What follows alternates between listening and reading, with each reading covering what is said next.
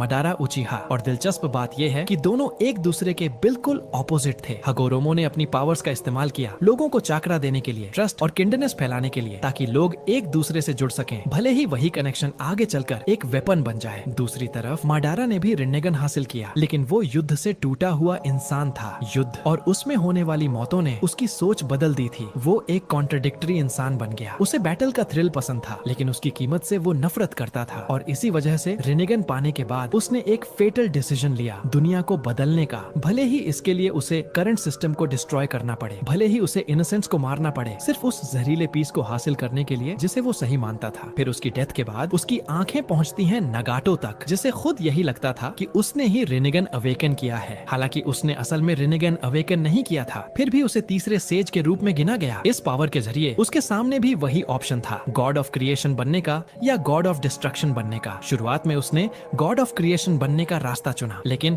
Fate की cruelty और एक ऐसे इंसान की साजिशों की वजह से जो शैडोज में रहकर पूरी दुनिया को मैनिपुलेट कर रहा था, उसका ह्यूमैनिटी पर से फेथ पूरी तरह खत्म कर दिया गया। और इसी के साथ एक और गॉड ऑफ डिस्ट्रक्शन पैदा हुआ, जिसे दुनिया पेन के नाम से जानती है। लेकिन दुनिया बदलती रहती है, जिंदगियां जन्म लेती हैं और फिर खत्म हो जाती हैं। और इसी तरह छोटे से गांव कोनोहा में एक छोटा सा मिरेकल पैदा हुआ, एक ब्लेसिंग जिसमें बेहिसाब पोटेंशियल छुपा हुआ था।